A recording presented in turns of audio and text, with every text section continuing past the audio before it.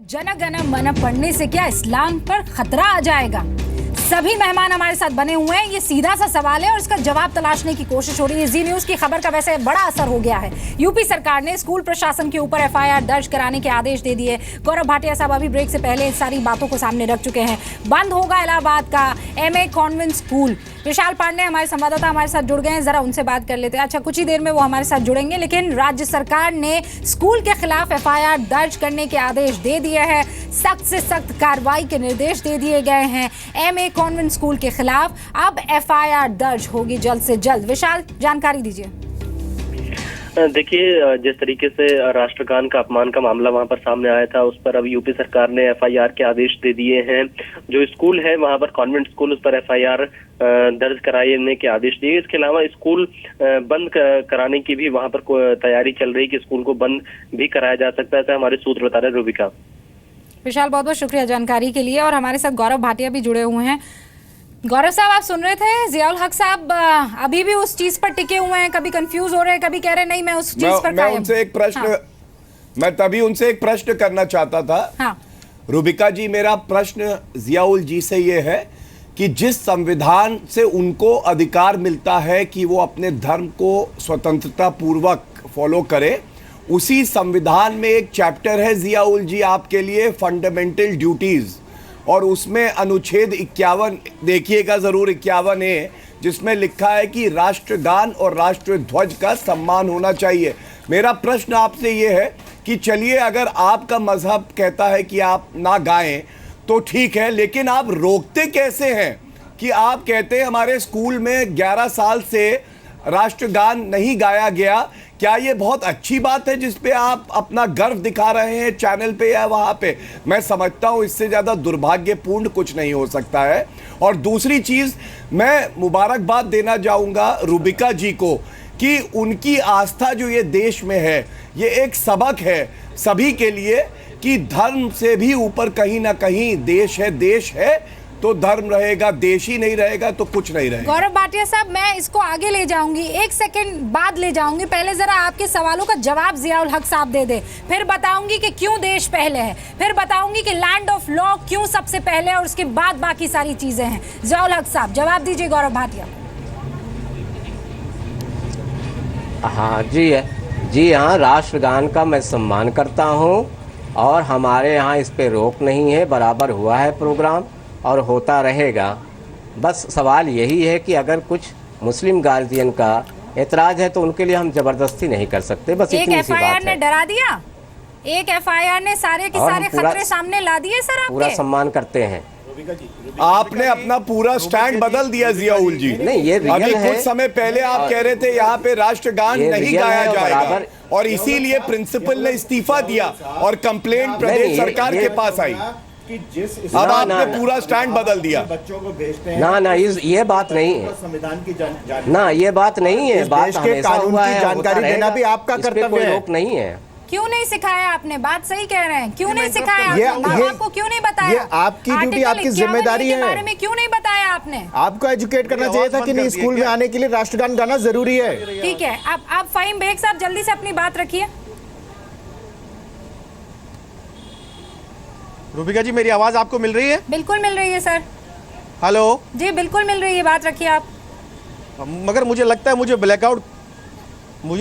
Blackout कर दिया गया। अरे सर, कैसी बातें कर रहे हैं? इतनी देर से आपसे सवाल करना चाह रहा हूँ। यहाँ ब्लैकआउट नहीं होता है। जी। यहाँ पर सारी चीजें बिल्कुल ब्लैक एंड व्हाइट सामने रखी जाती है। हो गया।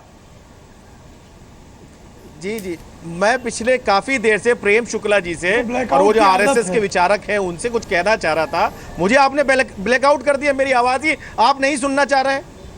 आपको मैं सबसे पहले बता दूं, इस्लाम में एक खुदा का जो इकलौता ऐसा प्रोग्राम। फाहिम बेग साहब, एक सेकंड, ये जो आप स्वीपिंग स्टेटमेंट दे जाते हैं ना, उसमें गड़बड़ी हो जाती है। आप मुझे 30 सेकंड दे दीजिए। आपसे नहीं सीखने की जरूरत है। अगर टीवी आपके सामने होता ना बेग साहब, तो आप इस तरीके के स्टेटमेंट नहीं देते।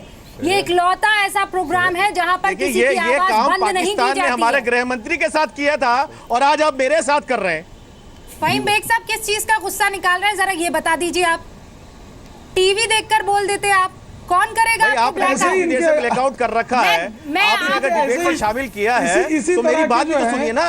ये समय नष्ट करने वाले बात करें, क्योंकि इनके अच्छा, पास आप कोई जवाब ट्विटर पर नहीं है ना कोई सर, सवाल ऐसा नहीं। करती हूँ मैं, पूरे स्क्रीनशॉट आपको यूट्यूब आपका पर एयर टाइम लिंक भेज वेस्ट कर दूंगी रहे हैं, मैं, सीधे मुद्दे जी पर न्यूज़ आए। पे लिंक भेज दूंगी, ब्लैकआउट का ब नहीं दिखेगा अरे आपको। सुन लीजिए बहरहाल, शुक्ला जी, अपनी बात रखिए, मुझे शुक्ला जी मुद्दे सुन से मत लीजिए, भटकाइए। आपने अभी एक बात अरे कही टाइम थी, मत नष्ट कीजिए, सीधे सीधे मैं आ रहा हूं, बोलिए। नहीं आ रहा हूं। आप सुनाइए, मैं आपको देखिए। जवाब भी दे दूंगा, चिंता मत करिए।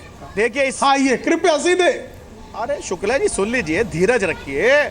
आपने अभी एक बहुत बड़ा कटाक्ष किया इस्लाम के ऊपर, मुसलमानों के ऊपर, कि इस्लाम खतरे में और ये इस्लाम ने बहुत बड़ा काम मैंने किया है। बिल्कुल नहीं क्या किया, आपने यही कभी आपका भ्रम है। RSS के उन संगठनों से कहा जो अपनी शाखा करते हैं, जहां पे राष्ट्रीय ध्वज नहीं फहराया जाता, जहां राष्ट्रीय गान नहीं किया जाता, आपने क्या कभी वहां विवेचना की? क्या आपने कभी वहां सवाल किए?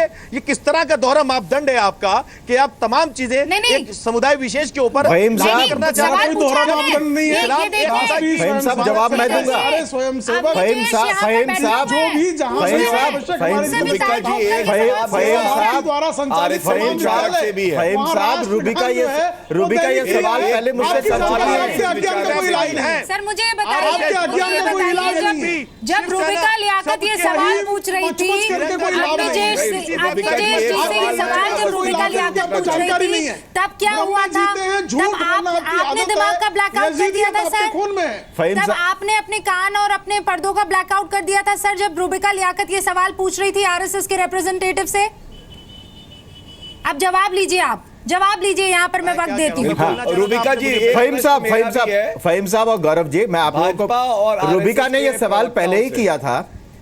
ये जहां भी सरकार का संबंध होता है, ये संविधान द्वारा दिया गया है, कोई भी ऐसा कार्यक्रम जो राष्ट्रीय कार्यक्रम हो, सरकार का कार्यक्रम हो, वहां पर राष्ट्रगान होता है। हर संगठन का अपना गीत होता है, हर संगठन का, सिर्फ राष्ट्रीय स्वयंसेवक संघ का नहीं, हर दल का। अब ये बात हो गई, हर दल का अपना गीत होता है, हर दल का अपना गीत होता है। कम्युनिस्ट पार्टियां तो लाल झंडा लगाती हैं। फहीम साहब, आपकी वामपंथी पार्टियां लाल झंडे को लाल सलाम बोलती हैं, वो तो तिरंगा लगाती ही नहीं है कभी। वो तो तिरंगा हमारा झंडा है और वही झंडा रहेगा। आरएसएस का अपना बिल्कुल झंडा वही नहीं झंडा, रहेगा। राष्ट्रीय ध्वज ही रहेगा। और मैं आपको बता दूं फहीम साहब, नवीन जिंदल के द्वारा एक मुकदमे से पहले तो राष्ट्रीय झंडा कोई फहरा नहीं सकता था, कोई फहरा नहीं सकता था, अपने घर पर लगा नहीं सकता था। तो क्या करें?